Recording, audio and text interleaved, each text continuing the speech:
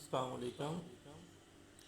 موضوع ناظرین، آج ہم قوم عاد کے متعلق بات کریں گے۔ شبیر وائس یوٹیوب چینل کے معزز خواتین و حضرات، بحر عرب اور بحر احمر کے درمیان عرب کے جنوب و شمال میں، یعنی دونوں جانب عمان، خضر، موت، بحران اور مغربی یمن تھا، ایک وسیع صحرا تھا جسے صحرائے اقواح کے نام سے یاد کیا جاتا ہے۔ اسے صحرائے اعظم الدنیا بھی کہتے ہیں۔ احقاف حقف کی جمع ہے جس کے لغوی معنی ریت کے بلند و بالا اور وسیع و عریض ٹیلے کے ہیں۔ اس لقب بیابان صحرا میں سفر کرنا تو دور کی بات، اس کے اندر قدم رکھنا بھی موت کو دعوت دینے کے مترادف ہے۔ اس وحشت ناک وادی کی طرف بدووں سے لے کر سہوں تک کوئی بھی قریب جانا پسند نہیں کرتا۔ یہاں سفید اور باریک ریت کے ہزاروں فٹ اونچے پہاڑوں میں اگر کوئی شے پھینک کی جائے تو وہ لمحوں میں اگر کو ہو جاتی ہے۔ یہ صحرا اللہ بزرگ و برتر کی کھلی نشانیوں میں سے ہے اور اہل دنیا کے لیے جائے عبرت بھی۔ احقاف نامی بھیانک وادی کو دیکھ کر یہ گمان بھی نہیں کیا جا سکتا کہ یہ کسی زمانے میں دنیا کا سب سے سرسبز و شاداب علاقہ تھا، جہاں بے شمار پھلوں پھولوں کی وسیع باغات، ٹھنڈے پانی کے چشمے، آبشاریں اور بلند و بالا عمارتیں تھیں، جس میں دنیا کی سب سے زیادہ طاقتور، مالدار اور شاندار تمدن رکھنے والی قوم عاد آباد تھی۔ یہ دنیا کے سب سے زیادہ زورآور انسان تھے، اتنے طاقتور لوگ کہ اللہ نے پھر پیدا نہیں کیے، جیسا کہ اللہ تعالیٰ نے قرآن کریم کی سورہ فجر میں ارشاد فرمایا، ان جیسی کوئی قوم ان اور ملکوں میں پیدا نہیں کی گئی۔ خضر، موت اور نجران کے درمیانی علاقے الاحقاف میں قوم عاد کے جسے قوم ارم بھی کہا جاتا تھا متعلق قرآن کریم میں اللہ تعالیٰ نے فرمایا، خود کو یاد کرو جب اس نے اپنی قوم کو احقاف میں ڈرایا۔ علامہ جلال الدین سیوطی اپنی تفسیر در منشور میں تحریر کرتے ہیں کہ قوم عاد نہایت زورآور اور بہادر قوم تھی۔ یہ بت پرست تھے۔ ان کے دو بتوں کے نام حمود اور خب بیان کیے گئے ہیں۔ ابن کثیر نے اپنی تفسیر میں تیسرے بت کا نام صمد بیان کیا ہے۔ قرآن کے مطابق اس قوم کا مسکن احقاف کا علاقہ تھا جو حجاز، یمن اور یمامہ کے درمیان واقع ہے۔ یہیں سے پھیل کر یمن کے مغربی ساحل سے عراق تک اس قوم نے اپنی طاقت کا سکہ بٹھایا تھا۔ قوم نوح کی تباہی کے بعد دنیا میں جس قوم کا عروج عطا ہوا وہ یہی قوم تھی۔ قوم عاد کے لوگ بڑے طاقتور تھے۔ ان کا قد 40 ہاتھ لمبا اور ان کی عمریں 8 سے 900 سال تک تھیں۔ وہ ساری عمر نہ بیمار ہوتے، نہ ان کے دانت ٹوٹتے، نہ انہیں کوئی اور تکلیف ہوتی۔ وہ تندرست و توانا اور صحت مند رہتے، انہیں صرف موت آتی تھی اور کچھ نہیں ہوتا تھا۔ کہ قوم نہایت طاقتور، خوب تن و من تھی۔ جسمانی طاقت اور قوت میں ان کا کوئی ثانی نہیں تھا۔ یہ اس قدر خوشحال تھے کہ اس سے قبل دنیا میں ایسی کوئی قوم نہیں گزری تھی۔ یہ قوی جثہ اور تن و من تھے، ایک ہاتھ سے درخت کو جڑ سے اکھاڑ دیتے، نہ ان پر بڑھاپا آتا اور نہ بیماری۔ اس قوم نے زمین کے ایک بڑے علاقے پر تقریباً 1500 سال حکومت کی۔ وہ یہ قوم اس دور کی سپر پاور تھی۔ اس قوم کا زمانہ عروج 1700 قبل مسیح سے 2300 قبل مسیح تک ہے۔ انہوں نے سخت اور بلند و بالا پہاڑوں کو کاٹ کر عالی شان محل بنانے کو ترجیح دی۔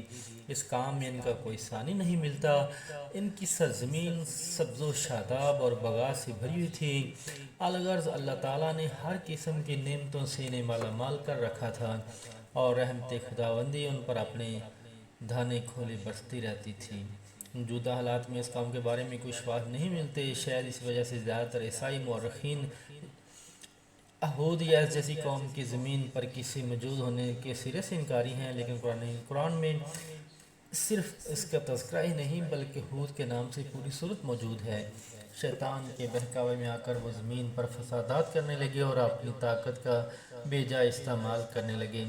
سیدنا آدم علیہ السلام کے بیٹے اسلام کی نسل سے اس قوم کا تعلق تھا۔ یوں تو بت پرستی کی ابتدا قوم نوح کے زمانے میں شروع ہو چکی تھی، جس کی پاداش میں انہیں طوفان نوح برپا کر دیا گیا۔ دنیا کا یہ عظیم ترین طوفان آنے والی نسلوں کے لیے سامان عبرت تھا، مگر بعد میں آنے والی قوم بجائے عبرت پکڑتی برائیوں میں مبتلا ہو گئی۔ انصاف کا تقاضا تو یہ تھا جو قوم برے کام کرے وہ ہلاک ہو جائے، لیکن اللہ کی صفت رحمت کا فیضان ہے کہ انہیں بار بار موقع ملتا رہا۔ اس قوم کے افراد اونچے اونچے مقامات پر اپنے نشانات تعمیر کرتے اور اپنی رہائش کے لیے اعلیٰ اور عمدہ عمارت تعمیر کرتے۔ انتہائی دراز قد ہونے کی وجہ سے یہ لمبے لمبے ستون بناتے۔ یہ ارم کی قوم کہلائی۔ ان کے ستونوں کے کھنڈر اور پانی کا کنواں جس میں اب بھی پانی موجود ہے آج بھی پایا جاتا ہے۔ اس علاقے میں کھدائی کے دوران پتھر سے بنے پتھر کے برتن اور سکے بھی نکلے۔ اس زمانے میں کثرت سے لبان کی کاشت ہوتی تھی۔ اس کا عرب ادویات اور خوشبوؤں میں استعمال ہوتا اور اسے برآمد کرنے سے قومیات خوشحال اور مالدار بن گئی تھی۔ اس قوم کا دعویٰ تھا کہ اگر 7 سال بھی قحط ہو تو ہم میں اتنی طاقت ہے کہ ہم اسے برداشت کر سکتے ہیں، لیکن اللہ تعالیٰ کی طرف سے آنے والا ہوا کا 7 رات اور 8 دن کا عذاب ہر سال کے مقابلے میں ایک دن تھا۔ باوجود شدت کے یہ لوگ 7 دن تک زندہ رہے، پھر 8ویں دن سب مر گئے اور ہوا نے اٹھا کر سمندر میں پھینک دیا۔ قرآن کریم کی سورہ اعراف میں اللہ ارشاد باری تعالیٰ ہے، اور ہم نے قوم عاد کی طرف ان کے بھائی ہود کو بھیجا۔ انہوں نے کہا، بھائیو اللہ ہی کی عبادت کرو، اس کے سوا تمہارا کوئی معبود نہیں۔ کیا تم ڈرتے نہیں؟ تم کی قوم کے سردار جو کافر تھے کہنے لگے، تم ہمیں کم عقل نظر آتے ہو، ہم تمہیں جھوٹا خیال کرتے ہیں۔ انہوں نے کہا، میری قوم مجھ میں حماقت کی کوئی بات نہیں ہے، بلکہ میں رب العالمین کا پیغمبر ہوں۔ میں تمہیں اللہ کا پیغام پہنچاتا ہوں اور تمہارا خیر خواہ ہوں۔ کیا تم کو اس بات پر تعجب ہوا کہ تم میں سے ایک شخص کے ہاتھ تمہارے پروردگار کی طرف سے تمہارے پاس نصیحت آئی تاکہ وہ تمہیں ڈرائے؟ اور یاد کرو جب اس نے تم کو قوم نوح کے بعد سردار بنایا اور ڈیل ڈول میں تم کو اور زیادہ دیا۔ بس اللہ کی نعمتوں کو یاد کرو تاکہ نجات حاصل کرو۔ وہ کہنے لگے کہ کیا تم ہمارے پاس اس لیے آئے ہو کہ ہم صرف ایک اللہ ہی کی عبادت کریں اور جن کو ہمارے باپ دادا پوجتے چلے آئے ہیں ان کو چھوڑ دیں؟ بس اگر تم سچے ہو تو ہم کو جس عذاب کی دھمکی دیتے ہو اس کو ہمارے پاس لے آؤ۔ ہود نے کہا، تمہارے پروردگار کی طرف سے تم پر عذاب اور غضب نازل ہو چکا، تم پر عذاب اور غضب مقرر ہو چکا ہے، یا تم مجھ سے اپنے کاموں کے بارے میں جھگڑتے ہو جو تم مجھ سے ایسے ناموں کے بارے میں جھگڑتے ہو جو تم نے اور تمہارے باپ دادا نے اپنی طرف رکھ لیے ہیں، جن کے اللہ نے کوئی سند نازل نہیں کی، تو تم بھی انتظار کرو، میں بھی تمہارے ساتھ ہی انتظار کرتا ہوں۔ پھر ہم نے ہود کو اور جو لوگ ان کے ساتھ تھے ان کو نجات بخشی، اور جنہوں نے ہماری آیات کو جھٹلایا ان کی جڑ کاٹ دی اور وہ ایمان لانے والے تھے ہی نہیں۔ سورہ حقہ میں ارشاد ہے، اللہ نے تیز آندھی کا یہ عذاب 7 راتوں اور 8 دنوں تک مسلسل جاری رکھا۔ آندھی نے کسی ایک کو بھی باقی نہ چھوڑا، یہ ہر ایک کے پاس پہنچ گئی، غاروں کے اندر، پہاڑوں کی گھاٹیوں، چوٹیوں، گھروں، محلات اور قلعوں کے اندر سب کو فنا کر ڈالا۔ ابن عمر رضی اللہ تعالیٰ عنہ سے مروی ہے کہ نبی کریم صلی اللہ علیہ وسلم نے فرمایا کہ وہ آندھی جس کے ذریعے قوم عاد تباہ کی گئی، اللہ نے ان پر انگوٹھی جتنی جگہ کی مسلح کھول لی تھی۔ پس وہ ہوا پہلے دیہات میں گئی اور وہاں کے لوگ اور مواشیوں اور مالوں کو اٹھایا اور آسمان اور زمین کے درمیان لے گئی۔ اللہ تعالیٰ نے اس خوفناک آندھی سے حضرت ہود علیہ السلام اور اس کے ساتھیوں کو محفوظ رکھا۔ انہوں نے خطیرہ نامی ایک بستی میں بنا لی جہاں عذاب ان تک نہیں پہنچا، وہ امن و امان سے رہے۔